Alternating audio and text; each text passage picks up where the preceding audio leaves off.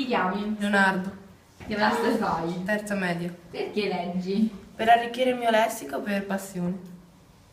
Da quanto tempo non leggi? Da quest'estate. Ti obbligano gli insegnanti oppure lo fai di tua iniziativa? Per i compiti, cioè per i libri per l'estate, gli insegnanti, però gli altri libri li scelgo io. Tenuta?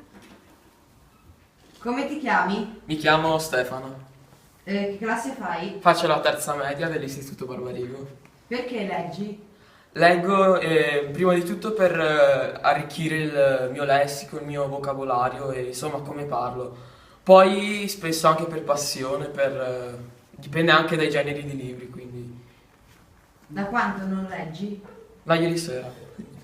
Ti obbligano gli insegnanti o lo fai di tua iniziativa? Beh, diciamo che certi libri mi obbligano gli insegnanti.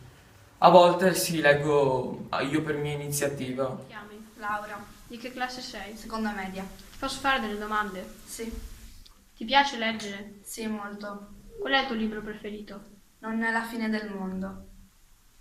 Che cosa risponderesti a io leggo perché? Asta, io leggo perché è fantastico. Ti chiami? Andrea. Che classe sei? Seconda media. Ti potrei fare delle domande? Sì. Ti piace leggere? Sì. Qual è il tuo libro preferito? Wonder di Palazzo. Che cosa rispondereste a io leggo perché? Io leggo perché mi fa viaggiare con la fantasia. Quanti anni hai? 12.